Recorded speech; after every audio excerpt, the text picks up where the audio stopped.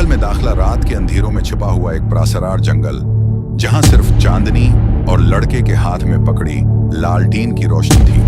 दरख्तों के बीच झनकती रोशनी ने माहौल को अजीब सा बना दिया था। आसमान पर बादलों का राज था और हल्की सी धुंध ने जंगल को मजीद खौफनाक कर दिया था।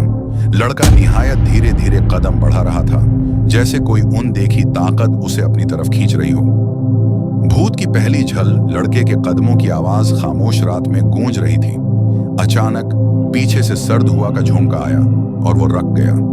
पलट कर देखा तो दूर धुंध में एक सफेद शबिया नजर आई। ये कोई औरत लग रही थी, लेकिन जमीन पर उसके पैर नहीं थे।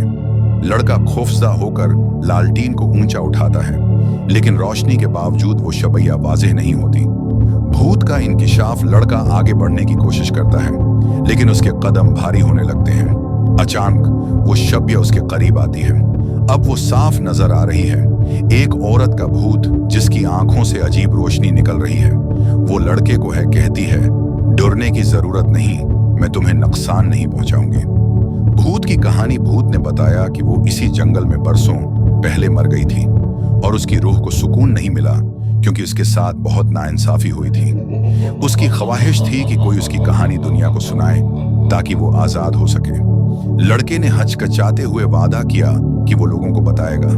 जब लड़के ने वादा किया तो भूत के चेहरे पर सुकून आ गया। धीरे धीरे उसकी शबिया मध्यम होने लगी और वो रोशनी के एक हेडलाइट के तौर पर काम करने लगा।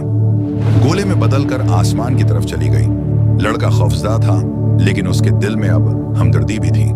उसने फैसला किया कि वो भूत की कहानी सुनाएगा और उसकी रूह को हमेशा के लिए आजाद करेगा।